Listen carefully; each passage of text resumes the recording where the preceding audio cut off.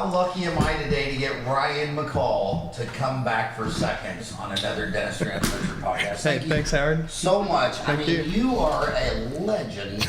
I mean, you are. When it comes to removable, dentures, marketing, Instagram. I mean, how many posts do you have on Dental Town? Oh, I don't know, 40-some thousand. I know, 40. You have 10,000 more than me, and I'm 2 decades older than you. When I started Dental Town, I don't even know. You were, my God, you would have been in high school. I guess it was. So let's first start talking about the reason you're at my house is because there's a huge seminar, Avident. Yeah, they're the gold sponsor, but it's the Digital Denture Conference. The Digital Denture Conference. Yeah, so IDDT, I think it is, the lab group. And yeah, they're a gold sponsor, and 650 people this weekend at the Sheridan downtown. So. Oh, it's the Sheridan downtown? Yeah. So did you meet any interesting crack dealers or? Oh, it's like scary down there, isn't it? Well, I give a whole lecture on why it's scary down there. Oh, really? Well, it's really neat, Ryan, because when I gave my first lecture, I grew up in Wichita, Kansas.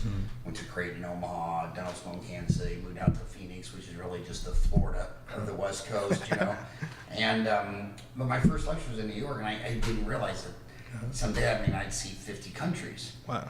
And everything makes sense when you see all the countries. And what's wrong with all American downtowns is you subsidize the gasoline. Oh, really? The cars. Oh, People don't even realize it. Yeah. So what it is the rest of the world that has all the amazing downtowns. When you go buy a gallon of gas, inside that gas is all your roads, bridges, repairs, maintenance, everything. So they pay like $8 in gas. Dang. Because it's $8, they buy little 4-cylinders, and they'll live downtown because they're like, okay, me and the wife are in the suburb, and we spend $10,000 a year on gas. Let's just get rid of that. So Americans don't realize that all the roads and bridges is paid out of general taxation. Wow. So everybody drove out into the suburbs. So the worst downtowns in the 20 richest countries in the world are only in America, and it's only because of the gas tax. I've heard it from several PhD economists, and if you, it's so funny because if you took that away and made the gas go to $8 a gallon, how many politicians would probably get ran out of town? All of them. All of them. Yeah. So it's just a crazy thing, but I love Phoenix. But yeah, the downtown is challenging in all downtowns. I was in Scottsdale last night, and that's very nice. So it's a really affluent area, I think. Yeah. It's pretty. Yeah. So this digital dental conference, when they came out with the first cars, it was when G&M came, the Chevy went after the Model T. But then they had 5 price points. The Pontiac was $100 more because the wheels came off.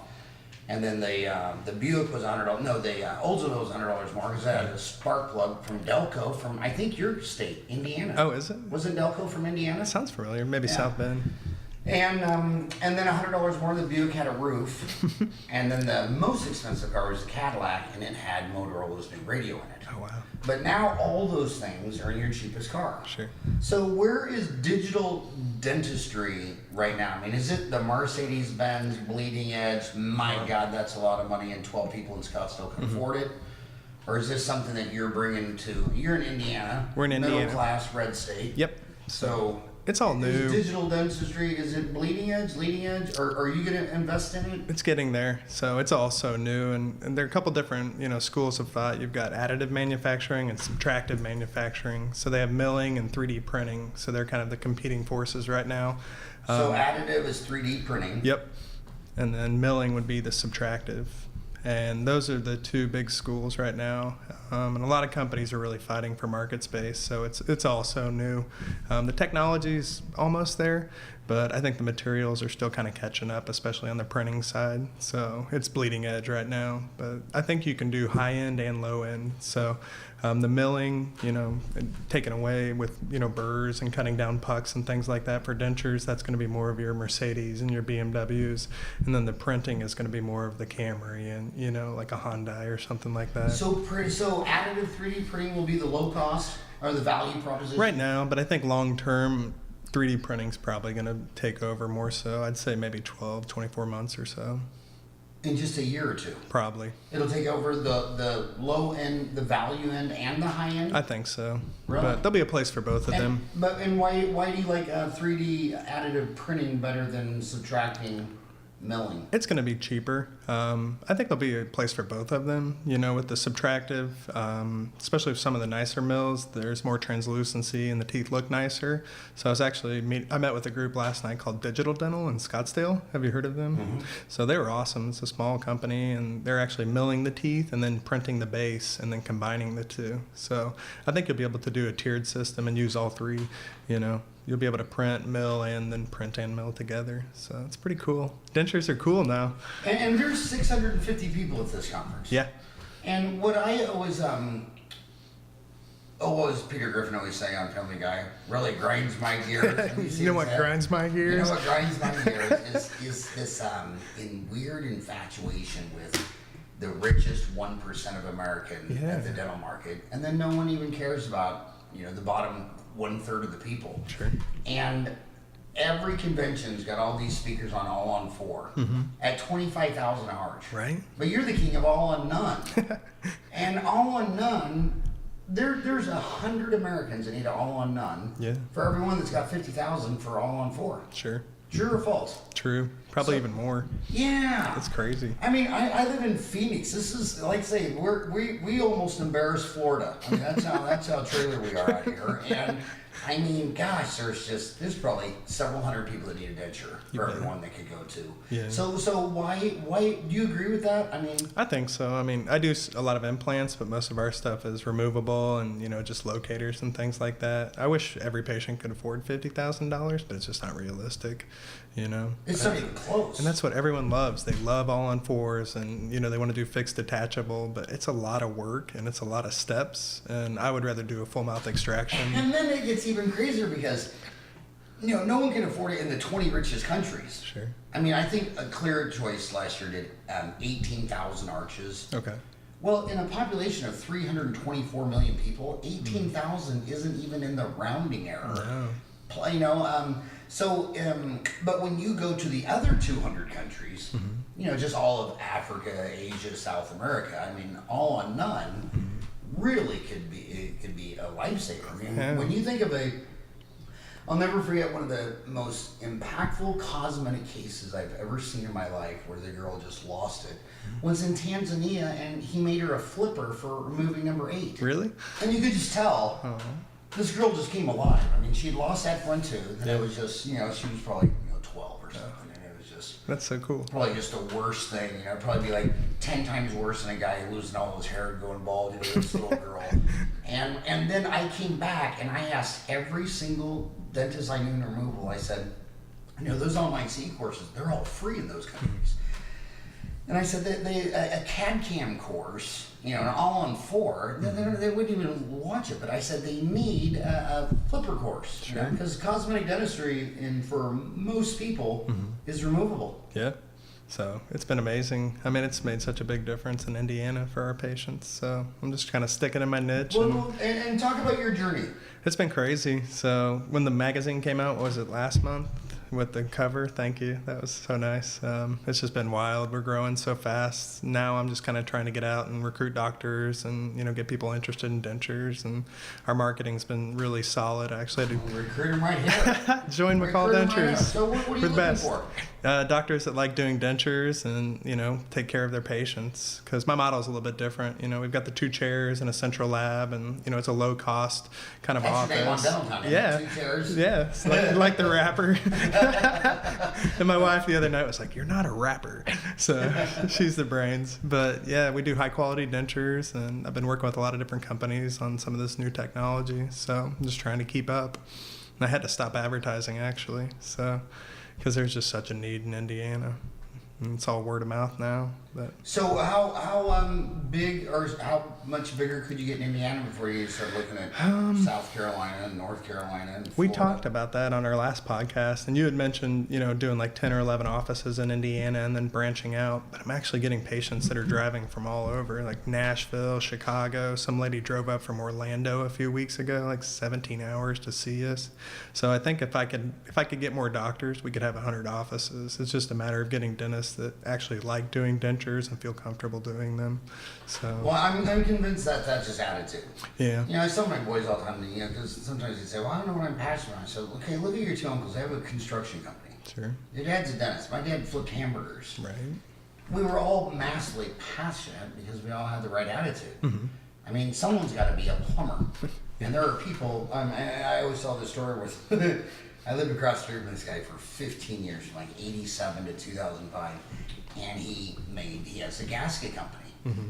And when he was talking about gaskets, I mean, you could just tell like he was actually in love with gaskets. Mm-hmm. I mean, he could talk about gaskets till 3 in the morning. And when I first met him, you know, growing up with 5 sisters playing Barbie dolls, I really didn't even know what a gasket was. And then you find out that some guy eats, lives, and breathes gaskets 24 hours a day, 7 days a week, his whole career. Yeah. Well, that's not because of the gasket. That was all him. Yeah. So when you say you don't like dentures, well, then you're right. Because you just said you don't like dentures. And you could say that you love dentures in 1 second, and life is just an attitude. It is, you know, and it's my passion. Like, I'm really passionate about what we're doing and helping patients and taking care of our people. So I'm trying to get out there and just speak and lecture, and it's been awesome. Dental Town's helped out a great deal, so thank you. Oh, no, thank you, man. You made your own luck with 40,000 posts. No, and I mean, you have some of the most passionate followers I've ever seen. Howard Goldstein told me I need to, you know, stop posting so much, but he's funny. Did he really say that? No, he didn't say that. He does a good job. But yeah, it was funny. I mean, just this week, I mean, I just random dentists like Sam Dominic, who's been on the show. Mm-hmm. He said, "Man, Ryan McCall's coming. He's going to be in Denton on Friday." I've had a couple different people say, you know, they were all excited that Celebrity Ryan was coming in. No, nothing like that. It's Well, just, it is like that, and I think it's like that because not only is it you and your personality and your charisma and charm and all that stuff, but you are the poster child for something that's kind of like the cousin that you hide in the shed. yeah. They all wanted to, again, I never forget when I first went to out of school, I was all excited about the paint kids. I went down there. First lecture was Erwin Becker talking about how there were A patients, B patients, C patients, D and F, and you don't want to get rid of all these, and you're describing the A patients and all that. He was describing the B, C, D, and F. My whole family tree was a third C, a third D, a third F. My favorite patient to this day in my office is that lady in the electric wheelchair who's out there with oxygen tubes in her nose having the last puff of her cigarette. Sure. Because they're just people. Yeah. You know, they're just people. I love them to death. And something is wrong if everybody needs a doctor. Everybody needs a dentist. They don't need judgmental. Sure. I mean, if they need a morals lecture, they can go somewhere else. They can go to church. Yeah, definitely. But when you're a meth head, you're a lady with an oxygen tube smoking at the front door, not knowing that you can smell in the lab, she needs a dentist too. Absolutely, and that's a big part of my lecture too now is patient management and communication and things like that, because we've had to let a few doctors go just because they didn't really jive with our philosophy on patient care. So I was in Albuquerque like 2 months ago, and I was speaking, and I just got up there and like I didn't really lose it, but I got really passionate about what I was speaking about, and I was talking about how dentists are a major part of my problem, and that we need to treat denture patients differently and take care of them, and look at their best interest in mind. And that was like when I really got in my groove, and that's kind of what I'm probably best at speaking about. Well, get in that groove now, because it's a serious plague. I mean, it really is. It's like and what's even. Let's just talk business. Sure. You and I both make a lot of money, I would rather own McDonald's than Ruth's Chris. Yeah. But every dentist wants to own Ruth's Chris, and they say, they just say something crazy things like they'll really love Mrs. Jones, who brushes and flosses every morning, every night, has never missed an appointment, and every time she comes in, she gets a prophy. They probably lost $20 every time they've seen this lady for 20 years. Sure. And then in comes one of my people, some drunk Irish guy, and he needs bombed out teeth, needs root canal, build-up and crown. I mean, that's your biggest case. Sure. And they're the most judgmental towards that. I know, and it breaks my heart. So I was at Midwestern University earlier today, and I met with a bunch of students that were doing dentures and just kind of worked with them on some communication stuff, and it was really fun. So that's what I enjoy. And after Townie, I actually went out to San Francisco and met with that Carbon 3D, the company, the 3D printing company. And we printed like 60 dentures in a day. Can And you find me that website? What is it called? it's called Carbon 3D. Carbon 3D. And text it to me. They're amazing, man. I think they're going to be the printing company that kind of, takes over and is there when everything's... What percent of them are they dental? I think they have like 3 different sections. They're actually printing shoes for Adidas right now, so like the midsoles, and then dentistry is their second one, and then I think they're trying to work with some car companies too. But they're just innovating like crazy. Carbon 3D. Yep. One word. You know what Adidas stands for? No, what is it? All day long, I dream about soccer.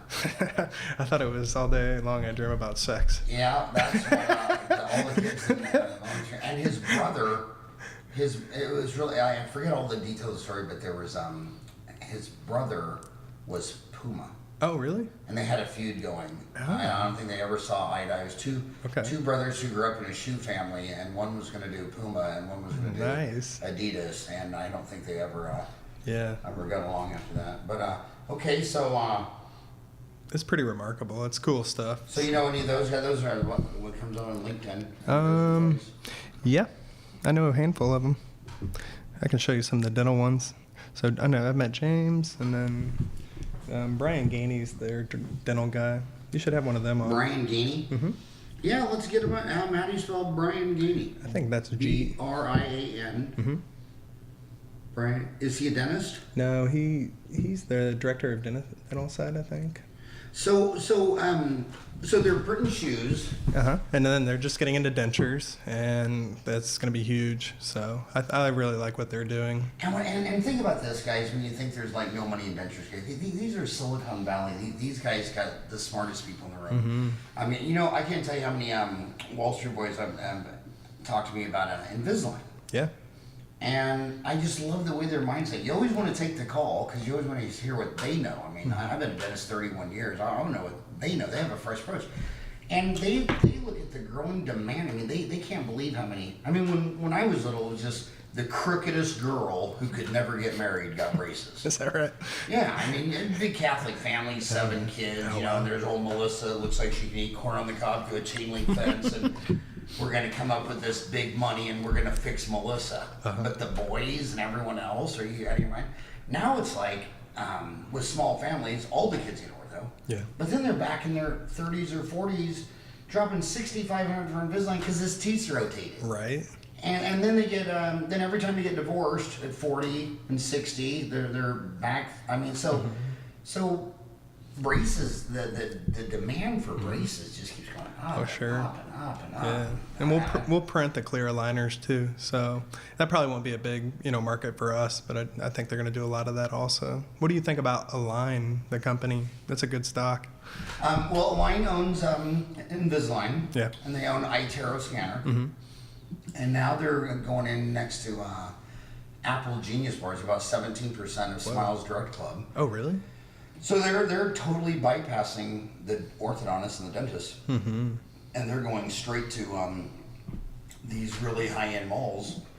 Well, they'll just get someone who's into really selling makeup, and the women that work the makeup counters, who can stand on tile in high heels all day and motivate Mrs. Frumpy, to buy lipstick and makeup and all that stuff, and then they put her in this care. They scan her. They send her on a file down to Costa Rica.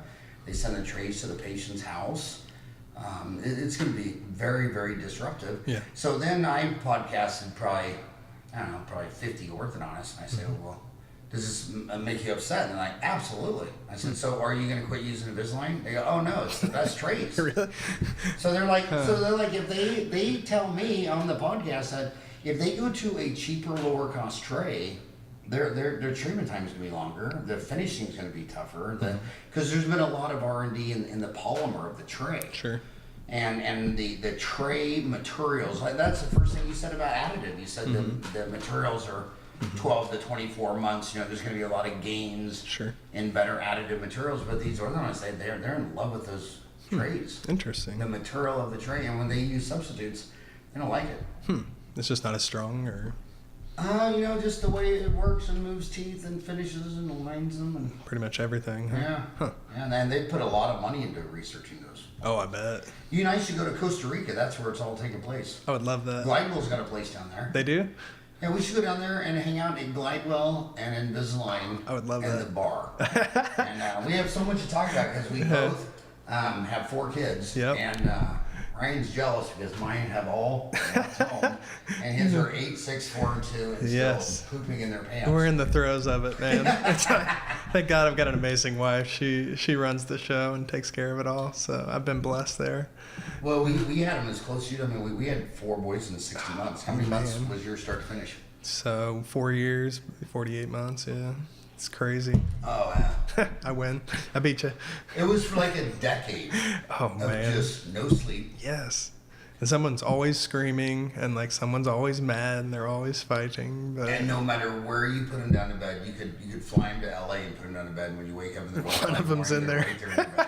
every morning, the 2-year-old man, he's kicking you in the face. Yeah. So it could be worse. I can't complain. Hardest job you'll ever love, yeah, it's a great thing. And that's what's really neat about me is now that my 4 boys have turned into 5 grandbabies. Wow.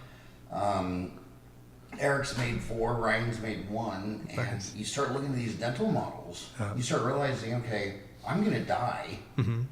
and what kind of dental office do I want? My Oh, yeah. grandkids are going to, and you start to get so protected because you start realizing, well, when I hear these young dentists telling me they're working for some DSO and they got some office manager who's not a dentist, not a hygienist, Right. and that 35% of the patients have perio and they should be doing these perio chips, and they're like, you're not a dentist. Mm-hmm. And then I look at the greatest companies like Honda and Ford where the head founder was an engineer. Mm-hmm.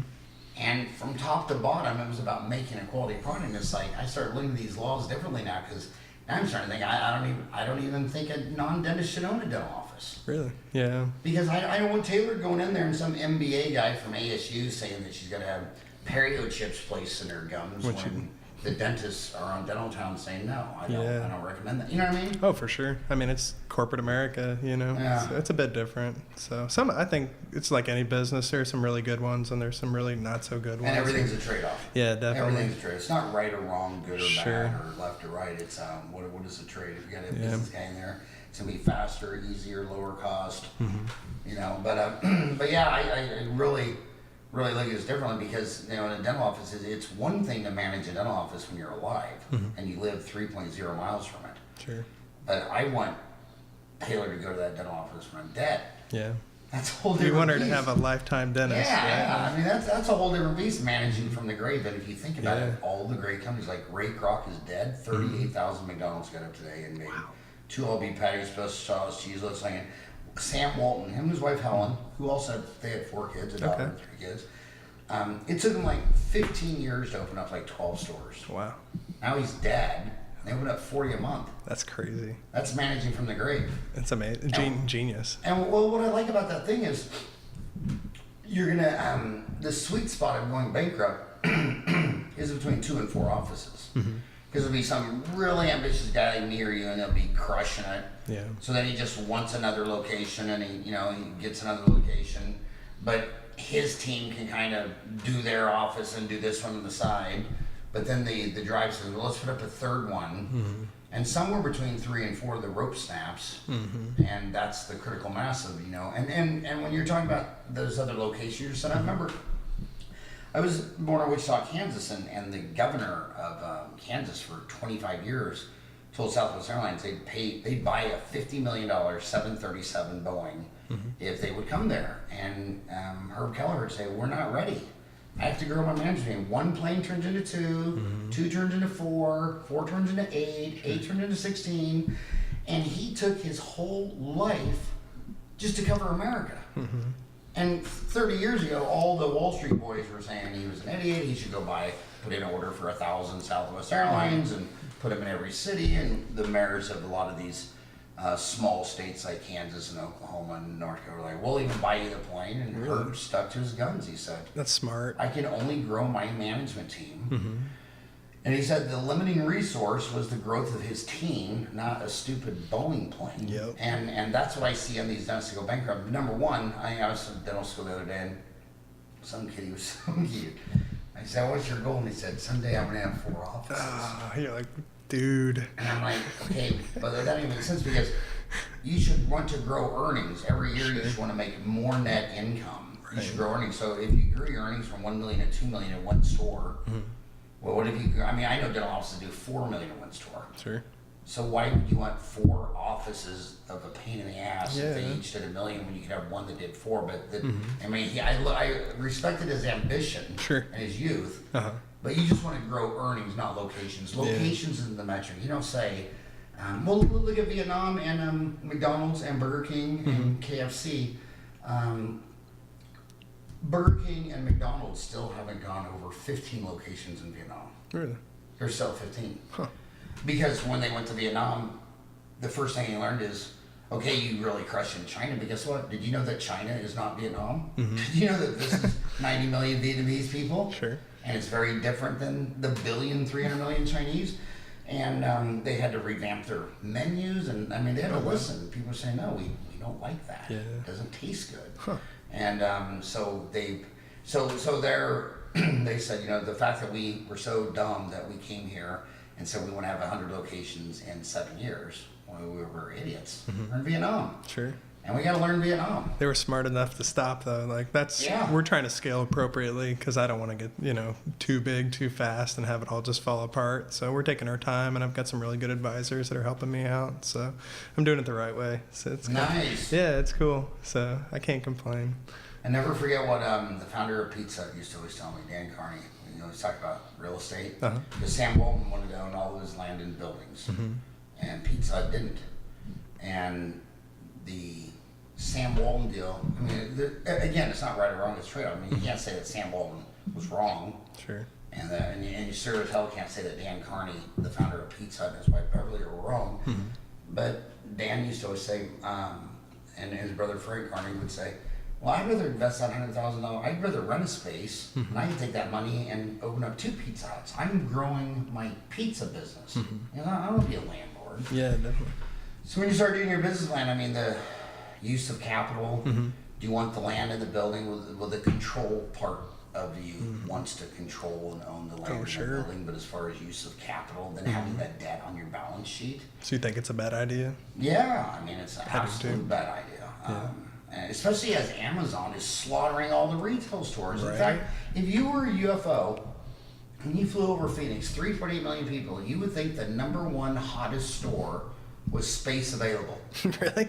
Yeah, because every time Amazon grows by $1 billion, I mean, if it can be put in a box and shipped to your house, retail's dead. Yeah, that's true. I mean, you need a human element. I gotta paint your fingernails, mani-pedi, clean your teeth, massage, cook, make a sandwich. If you don't need a monkey to sell this, you don't need a monkey to sell this. No. Or an iPhone, or glasses, or That's true. I mean, the internet has changed everything. I know, my shaver, I couldn't believe it, my shaver died. Oh, yeah? And I'm sitting here, and in 2 seconds, I'm on Amazon. And then the next day, I'm so dumb, I'm looking out the window thinking, okay, I live here alone. Why is there a package out my front door? So it came so fast, I even forgot I had ordered it. And I went up, and I'm like, yeah, so I don't need to go to Target to buy a Norelco shaver. Sure. How do you, I have to ask you, how do you post so much online, like on social media? I'm impressed. Like, I post a ton, but you are the king. You know, it's 2 things. It's one, I can't repost what people send to me. Okay. So when you got people feeding you stuff on Dental Town, Facebook, Twitter, LinkedIn, or, oh, I thought you'd love this, you know, and you look at it and you giggle, and then, you know, I do it all for my deal. That's why when someone says to me, you know, about a typo, I'm like, come on, dude, I'm 56, I'm blind, I'm sausage fingers. I mean, I should get an A++ extra credit that I even freaking made the post. Yeah, so I just have so many digital friends. Yeah. And, but I just love it. And the other thing is, it's changed, like, I used to really hate commercials. Like, me watching the football game. Tonight's a football game. Tonight is the Viking. 1-1 fight. What is it? I think 1-1 so. 1-1? Versus 3-0. I don't even know who they play.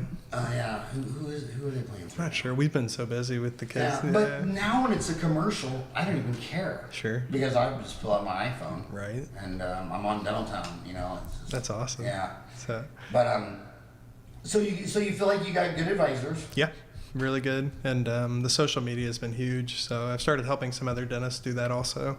And I think that'll probably be, kind of a second career for me at some point, do some consulting on the social media and help other docs with that. So. Well, let's talk about that because again, not blowing air up your skirt. I don't know anybody who rolls Instagram more in dentistry. Well, Dental Town, you got 40,000. I mean, you're amazing on all these sites, but on Instagram, you're kind of the king, aren't you? I guess for Dentures, yeah, I've got a lot of content. So. Who else? Who would be number two? Probably Denture Queen, who you're going to interview coming up. Denture Queen? Yeah, she's great. So she's all digital. She's like 100% digital and loves digital dentures. Like there's probably only one other person in the world that's as passionate about dentures as I am, and it's her. So I think you'll. Now, is that Valerie Cooper? That's Valerie. Oh, okay. And you call her Denture Queen? That's her name on Instagram is Denture Nice. Queen. You'll enjoy her. Is she committed? Does she wear a denture? She's gonna wear like some crazy like spacesuit for her lecture tomorrow. So she's out there, but she's amazing. Where is she? She's in Dayton, Ohio, I think it is. They don't have another flyover red I know, man. And when I got started, we've got such a big social media audience and a big presence. Not very many people wanted to answer my questions, because we'll probably do some lab work too for other docs. And she answered everything and like totally helped me out and like offered to rent 2 chairs in her office to me. So like she's remarkable and she was so wonderful to help me. So, which is just she thinks in hope, growth, and abundance. She doesn't think in fear and scarcity. Yeah, definitely. And she's a prosthodontist too. So, her market's a little bit different than mine. And we do a lot of volume, but she's been so helpful. So you'll enjoy talking with her next week. So she's a prosthodontist doing high-end digital. Yep. And you're a Hoosier. Yeah. Doing the value proposition. We do high-end too. So I can do low-end and high-end. I'd say the majority of my cases, it's kind of like tires, So we'll get the high-end, but I'd say the majority go for the mid-level. And those are all, press packed. So how many options do you give them? High, medium, just low? 3, yeah. Just 3, high, medium, low? Yep. And there's enough research on that. We could do a 40-hour TED Talk on that. When you give a monkey a choice and you say, here it is, well, one of the options is no. Uh-huh. So you don't do that. But if you say, well, we have 2 options, the high and the low, then they're thinking about that. And a lot of times it's very stressful for them. But when you give the high, the medium, the low, they make a fast decision. Yeah, they know. They're like, well, I'm not going to go the low. I don't want that. I'm not from Clearwater. Right. And I can't get the high. I'm not from Manhattan. I'm from Indiana. I'm going right mid-level. Yes, sir. Yeah. So it's nice to provide options because we don't really look at their budget. We're just like, what type of budget do you have? Let's work with that. And even our economy dentures are great dentures. So. And what are your 3 prices? It's like $3.99, and then we usually charge anywhere Arch or full mouth? per arch, and then $3.99. And that lets me compete with some of the bigger chains. But I think we provide a nicer denture. I really do, just based on materials and things like that. And then our mid levels like $1,600 per arch, and then premiums around $2,000 or so. And I'll get a lot of dentists that'll. So $400 is the low, $3.99. Yep. But $1,500 is the middle. Yeah. And only $2,000 is the high end. Mm-hmm. I would have guessed. What would you do? Well, the middle is so close to the high. Is it too close? Well, I would think so, but, Yeah. but it's working though. Yeah, it works really well. But I've kind of played around with it over the years, Yeah. and we'll change Now, the price. How many of those? So if you did 100, how many? So you'd want to keep going. Uh-huh. So 2,000. How much would it be on one locator in the middle? Then I'll usually charge anywhere from $2,500 to $3,000 if we're doing Per implant? with the implants. I'm more affordable on the implants. Yeah. Closer to like $1,000 or so just for the implant, and then the attachment we charge a little more for those. And are you placing the implants? I place some, but I'm so busy doing all the removable that I really need to find an oral surgeon that can come in and just place implants. That's another interesting thing when you lecture around the world. When you're in a country, you drink the Kool-Aid. Yeah. So you don't really know what's right. But the Australians, they do one in the middle. Really? And they're like, well, it's just perfect. The way it rotates, one in the middle, you cut your implants. He goes, you guys always put 2. Yeah. And now you've made a force vector. Okay. And then when that's not going right, then you want 4. But man, they swear by 1 right down the middle. Really? Yeah. In Australia? Yeah. I'll try it. And when I say Australia, New Zealand too. Okay. Huh. What type of implants do they use? I think they're all over the board. Yeah. What do you think about the ceramic implants? Are you a fan? Well, I think again the trade-off. So what's the trade-off? You got I have talked to several dentists on this show and in person and on Dental Town where a lot of people there's something about that titanium that's not as inert as we think it is. And there's a lot of people who believe that when at 60 months, when 20% have periimplantitis, that's huge. Yeah. At 9 to 14 years, it's 40%. Wow. And that titanium, and it's not even titanium anyway. There's other stuff in there. I mean, it's not 100% titanium. It's an alloy. Okay.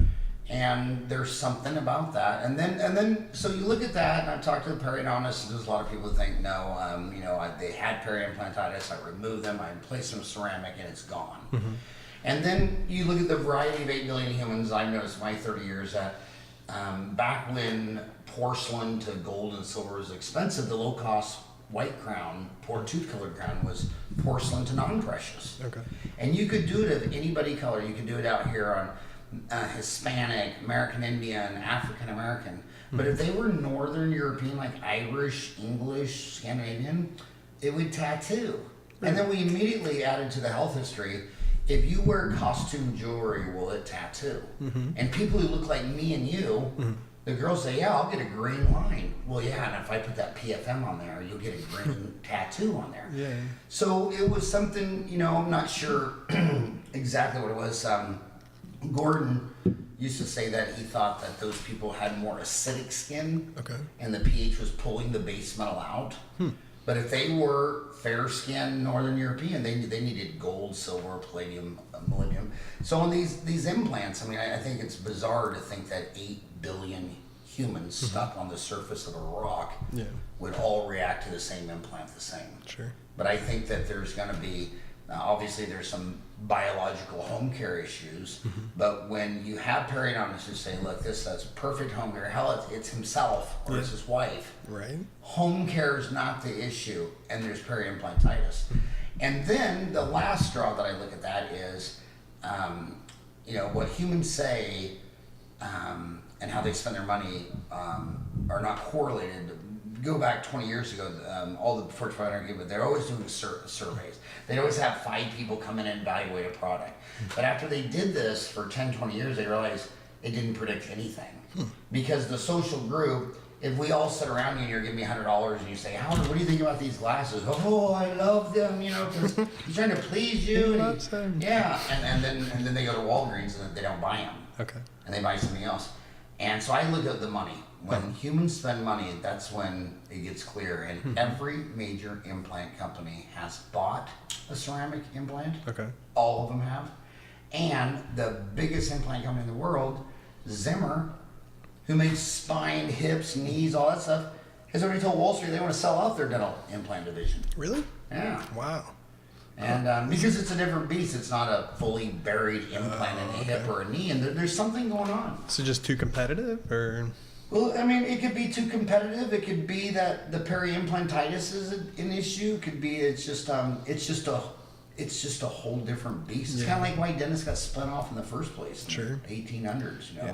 I think there are 200 implant companies now, or something crazy like that. There is 400 just in Italy. Just in Italy? Just in Italy. What? That's crazy. Well, they had a big.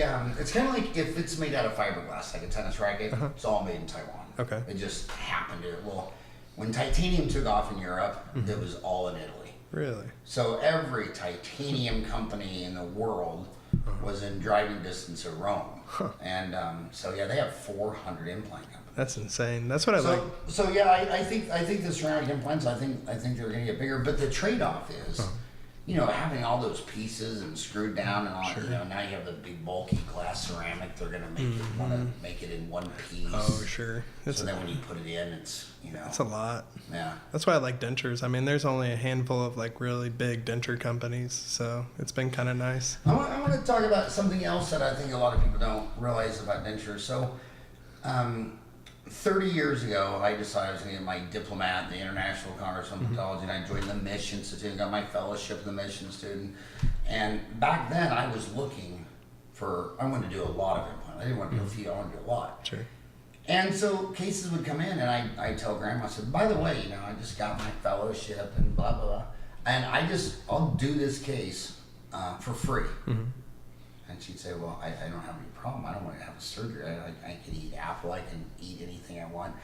I could not believe how many dentists thought having a denture would be like a wooden leg. It's never going to be just right. It's really an impairment. Sure. And then I was watching these 70, 80, 90-year-old senior citizens by my office wouldn't even take it for free. They said, I don't have any problems with my denture. Really? I think there's a big misconception about how many people are actually just happy with their denture. Oh, I think it's like less than 25% or something crazy. Probably even less than that. Okay, but 1 in 4, Yeah. I mean, how many people are wearing a denture in the United States? Oh, probably 36, 40 million. Okay, so if it's 40 million and only 1 in 4 love them, Sure. that means 10 million Americans. Oh, it's a huge market. And I mean, Ryan, I can give you names and phone numbers of old farts that live between here and 3 miles of my office that have an upper and lower denture, and I mean, they just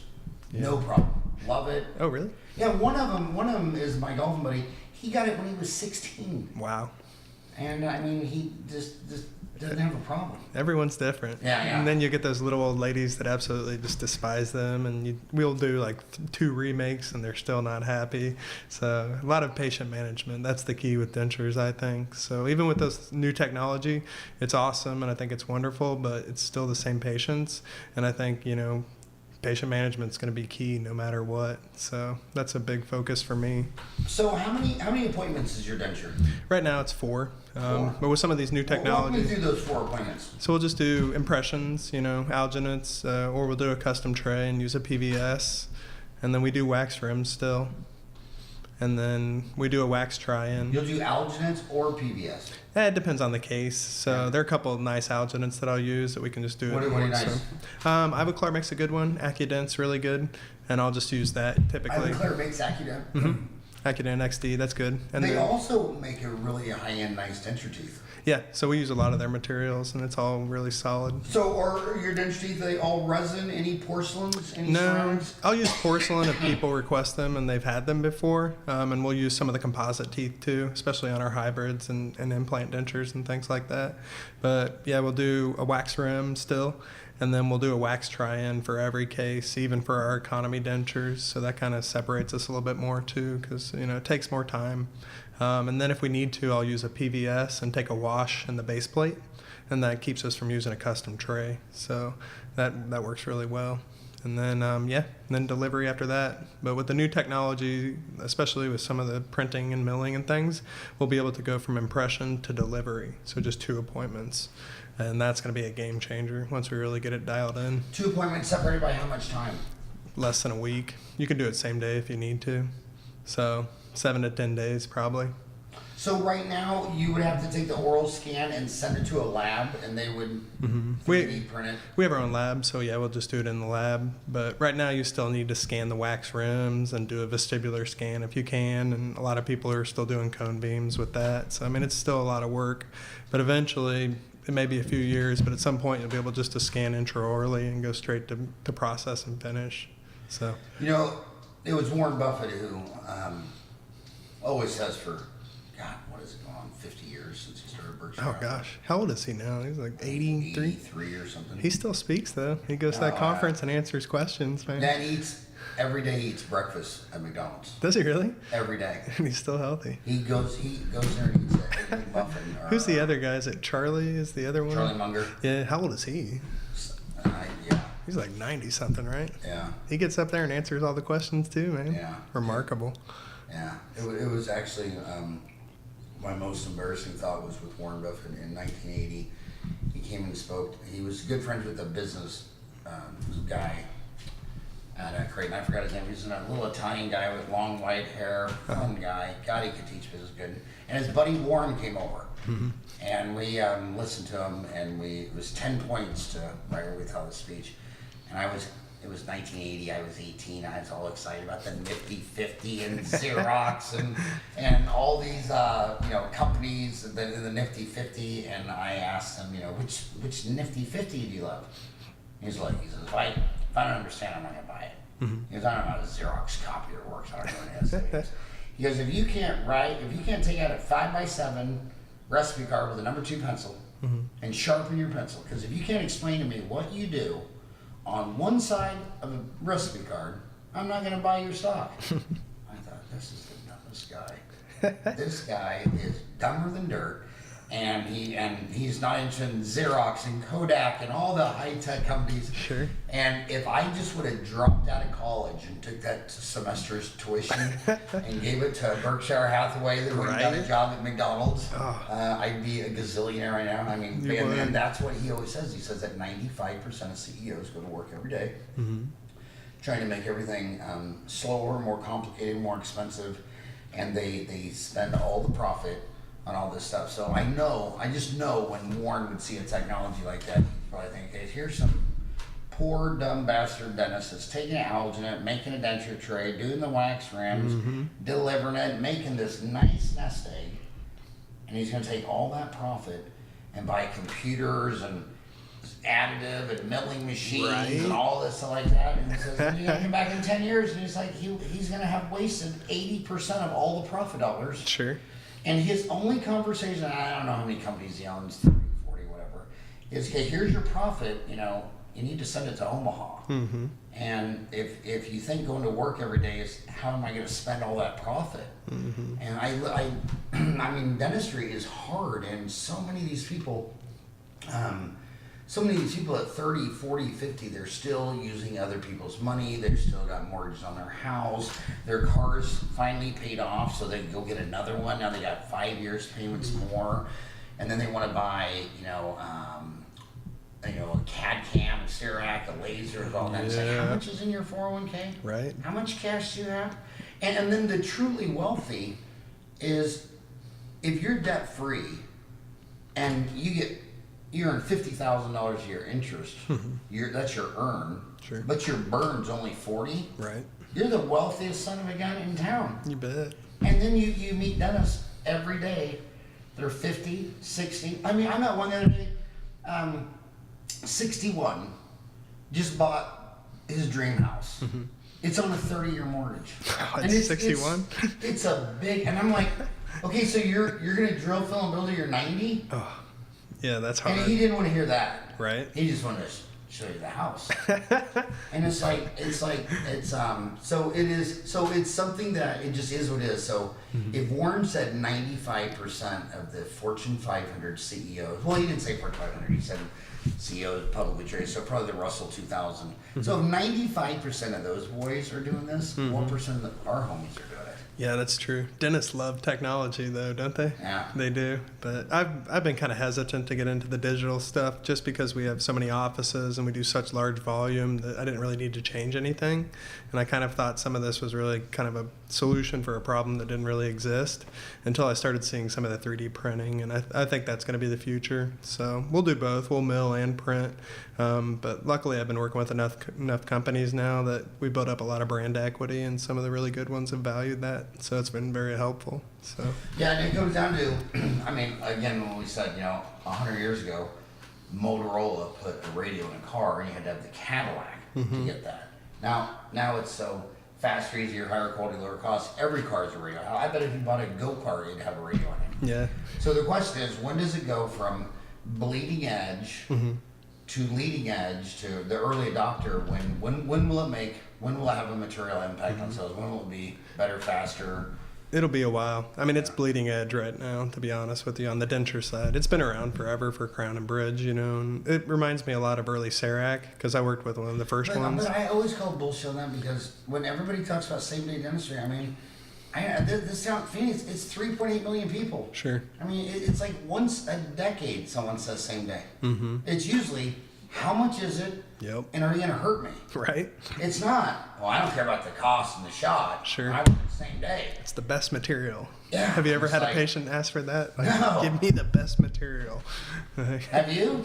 Well, maybe one or two. Yeah, I think that was my engineers, mom. right? Yeah. It was your mom and an engineer. My grandpa. Yeah. Yeah. So. So it's like so when people start, people always want to tell you what they want to hear, and they want to tell you what they're passionate about, and they want to tell you what they believe in, and I just don't see. I just saw so many offices with same-day dentistry spend a hell of a lot of money, and then they go to a lot of courses. Sure. Then every time you turn around, they're flying their staff to some resort, and Right. and it's like, really? Because It's crazy. I had this talk with three. I got a $17 Impergum impression, and I sent it to a guy up the street, Van Hook, and he makes me a white crown for $100. Yeah. And he opened up his lab the same year I opened up my dental office. So 31 years. I mean, how many has he made? 10,000? Right. 10,000, 20,000, 30, and then they're saying, oh, well, you need a $17,000 true definition scanner, and the software maintenance Sure. is $200 a month, $2,400 a year. It adds up, So man. if I took just on the software, I froze up on the software agreement. 2,400 divided by $17, that's 141 impressions. Yeah. That's a lot of crowns. And then they're saying, well, that stuff's all HIPAA, needs to be on the cloud, and it's like, man, what was wrong with the triple tray of Impergum? Yeah. I mean, I can't even switch to VPS. Oh, really? Well, yeah, I started Impergum. I think my first crown was on Fred Flintstone. And I mean, if it's always worked for Sure. 31 years, why do I need to change? That's my concern is some of this technology, I think eventually it may end up going to China too, to be honest with you. Because I think a lot of that cab cam, crown and bridge stuff, that's where it ended up, you know. So some of the big labs will end up just outsourcing it at some point if they aren't already. Well, I have a totally opposite view of that. Really? Let me hear it. Okay, so when I went to China, so when anything was labor intensive, obviously you want to go to where labor costs are zilch. You want to go to, if they're working 40 hours a week in America and 48 hours a week in Korea and 56 in China, and so labor intensive stuff all went to Asia.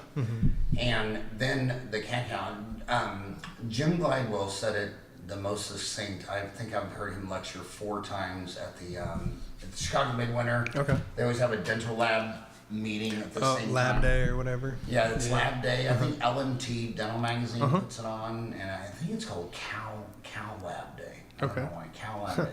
It's in Illinois. Yeah, and he said, when he started Glidewell, he'd hire you.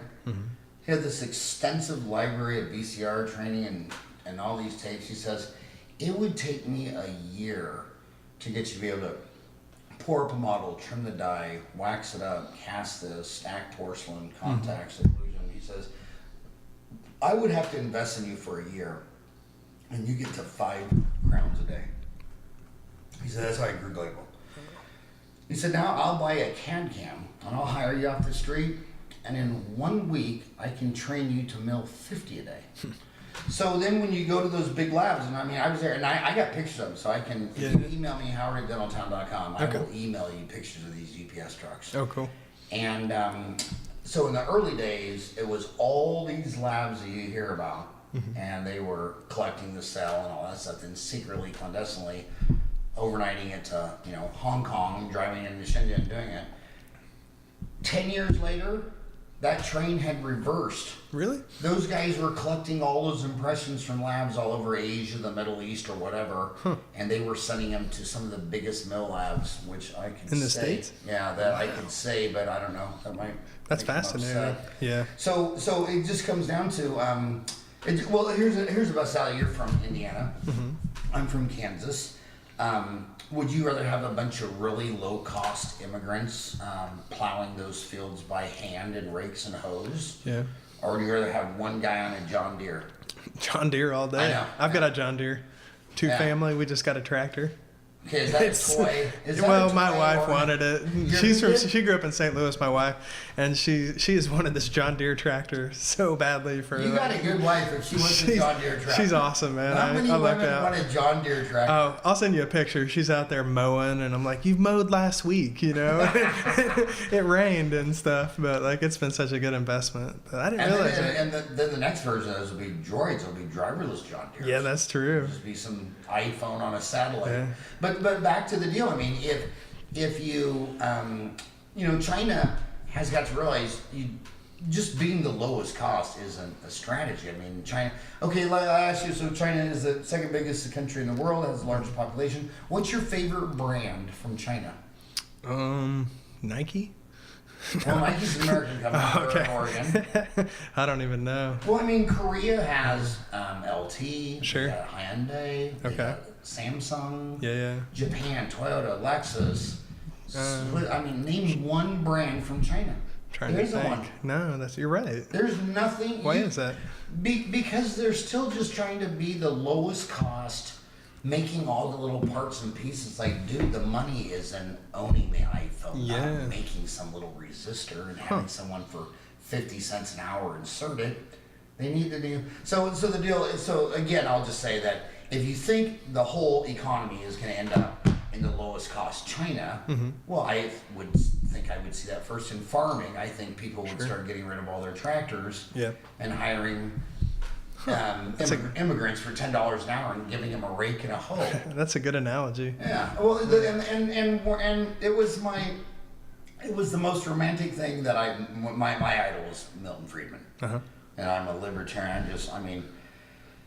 You'd probably need to aim a gun at me before I started disbelieving Milton Friedman. Yeah. And so it was John Deere. Well, I can't remember if it was John Deere or Caterpillar. I think it was Caterpillar. So they called him up because the Prime Minister of India banned all of their stuff because he rightfully was thinking, if I got all these unemployed people, I don't want them to have tractors. I want them to have jobs. Sure. So they sent Milton down there, and he walked around, showed them all these unemployment and all these people, they don't need a tractor and they don't need these jackhammers and all that stuff. He said, well, if that's your strategy, let's take away their shovels and give them spoons. And that's what thumped them upside the head. It's like, well, if I took away all their shovels and gave them spoons, this damn sewer line wouldn't be built in 5 years. And Milton said, I assure you, you want to raise their productivity. And one guy can buy a John Deere tractor and cut this sewer line in a day. You don't want 1,000 men out there with a butter knife. That's So that genius. they have a job. So this technology, so I think... So you think it'll come back to the States then? Oh, it is coming Nice. back in the States. I should probably set up a lab then. It's coming back in the States huge because, again, well, I'll give you an example, just a local lab here, Van Hook. I mean, they got kids in there that can make 50 crowns a day. CAD CAM. Crazy. Now, when you and I were little, how long would it take you to make 50 PFMs, pouring up in stone, trimming the die, Right. waxing it up, Yeah, casting it, putting it back, Sure. painting the porcelain on? Years. Oh, Right. if you did 5 a day, you'd have gone home and passed out. Yeah.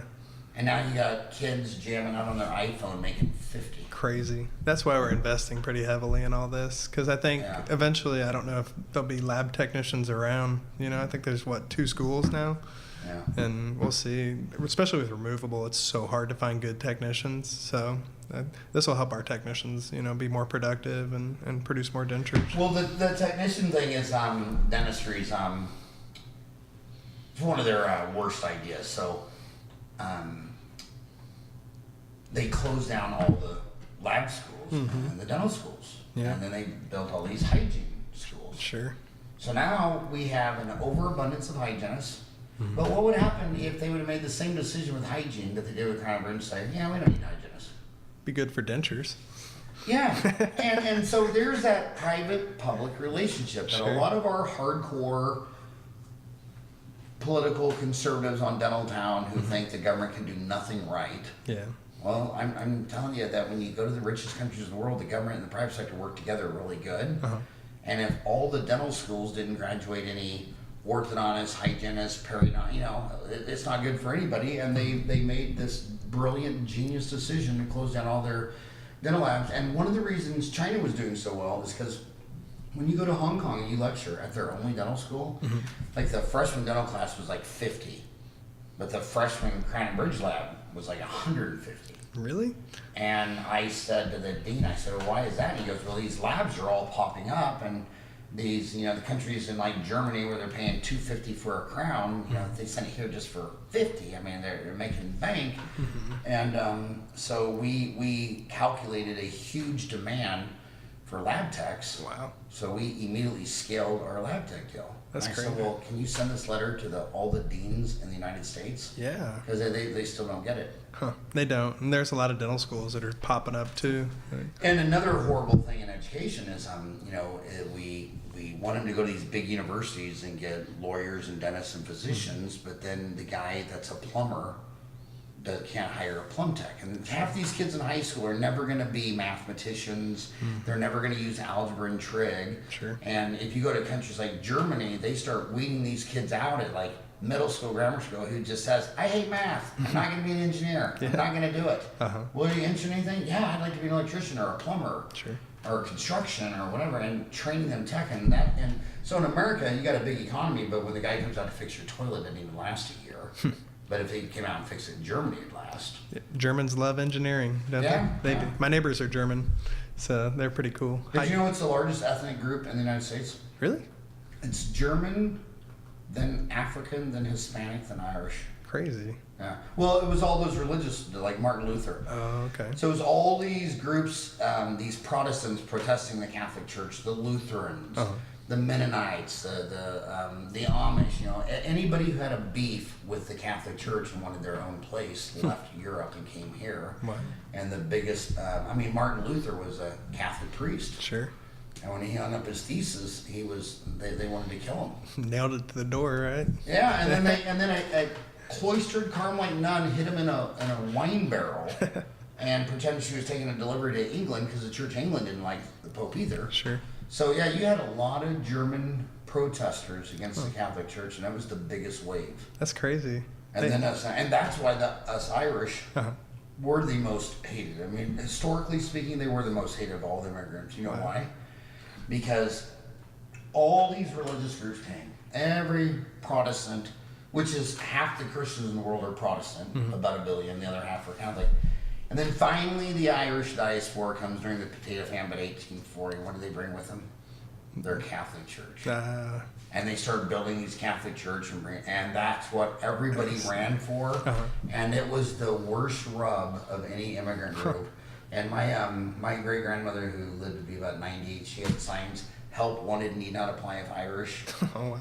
And so what they did is they all changed their Irish name, like from McFarran to Farran, and they'd go in deeper to like Ohio. Mine made it all the way to Kansas, and they told everyone they were German. Really? Yeah, so they would change their name. They would get rid of the Mick, and they would lie and say they were. I mean, you could be anything, German, Scottish, English. Just don't be a Mick. That's crazy. But then it was hard to disguise, because then what's the first thing they would do? Build a Catholic church.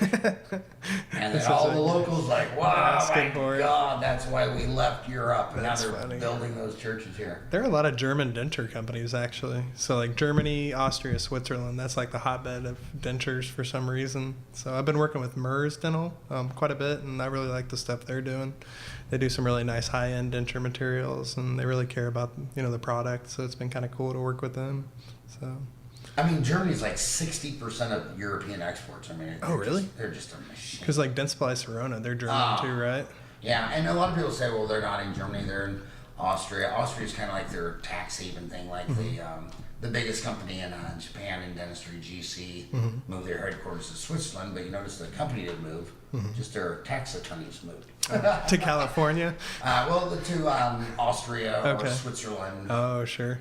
Is that why they're all there? Yeah, they're all there for tax purposes. I see. That makes sense then. Yeah. Liechtenstein, places like that. Huh. Now I get it. Yeah, they're tax havens. Yeah. And that's why Apple just got busted for what, $5 billion from the EU, because they gave Apple this big old tax break, and the EU said that's not even legal for the EU charter. That's crazy. Did you see the Instagram guys step down this week? So what'd you think about that? I think that it's the same thing why dentists have a different associate job every year. Sure. the people who go to college 9 years don't want to be your employee. Yeah. And the serial entrepreneur that takes a startup to Instagram and sells it for $1 billion, and now I'm your employee, Right. and Mark's telling me no, or I have to do. They're not manageable people, and that's what if you want to manage 1 million people, start a Walmart or a military. But if you get 1 million attorneys, dentists, physicians, or Silicon Valley people, they're not the type to take orders, and that's why lawyers, the only way they could do it is make you partner.